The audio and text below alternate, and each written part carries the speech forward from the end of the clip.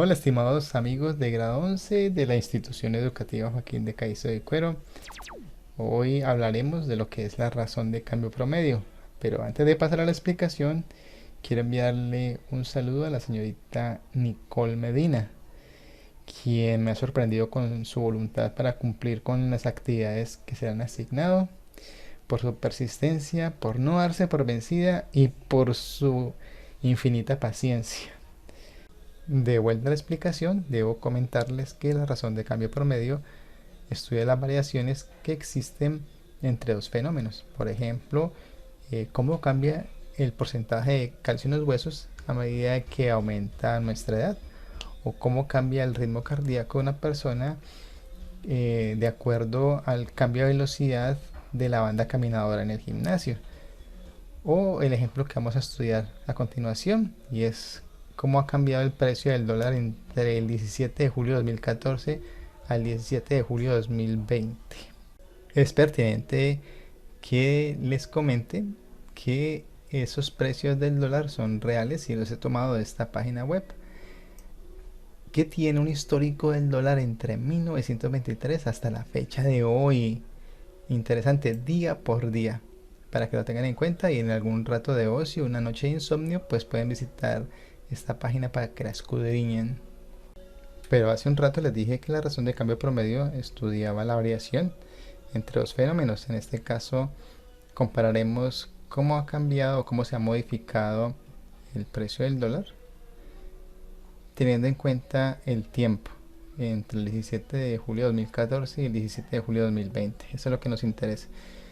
Pero, ojo, debemos tener en claro qué tiempo es el que vamos a considerar. Si años, si lustros, si meses o días, porque yo puedo hallar la razón de cambio promedio diaria entre esta fecha y esta fecha, o la razón de cambio promedio entre los meses que hay entre esta fecha y esta fecha. Nosotros vamos a hacer en años.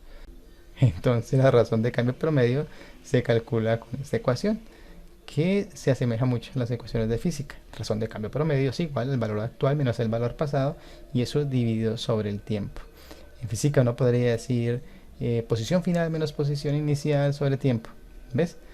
Ahora vamos a tomar estos valores y los vamos a reemplazar en esta ecuación.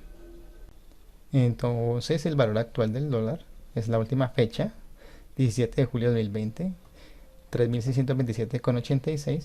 Le restamos el valor pasado, que es la fecha inicial que tomamos nosotros, que es el 17 de julio de 2014, y eso lo dividimos entre el tiempo que ha transcurrido en años, porque dijimos que lo íbamos a hacer en años, entre el 2020 y el 2014.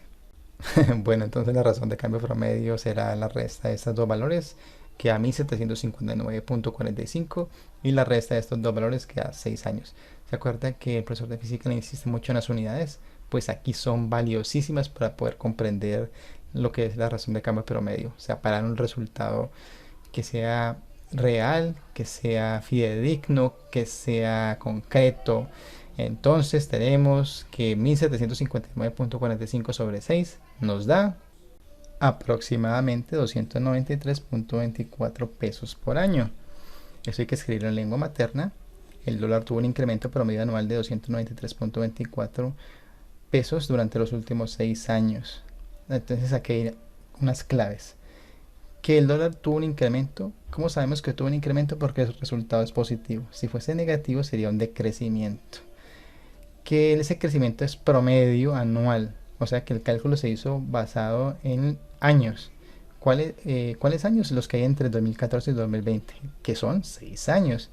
Y que durante esos 6 años el dólar creció año a año aproximadamente en promedio 293 pesos. En todo este pedacito hay poco de información. En nuestro segundo ejemplo haremos una aplicación a la física de la razón de cambio promedio. Tenemos un ejemplo que dice que si un cuerpo se encuentra en la posición x1 igual a 10 metros, por ahí, transcurridos 2 segundos se encuentra en otra posición, en la posición x2 igual a 2 metros. O sea que ha pasado a otro lado en 2 segundos.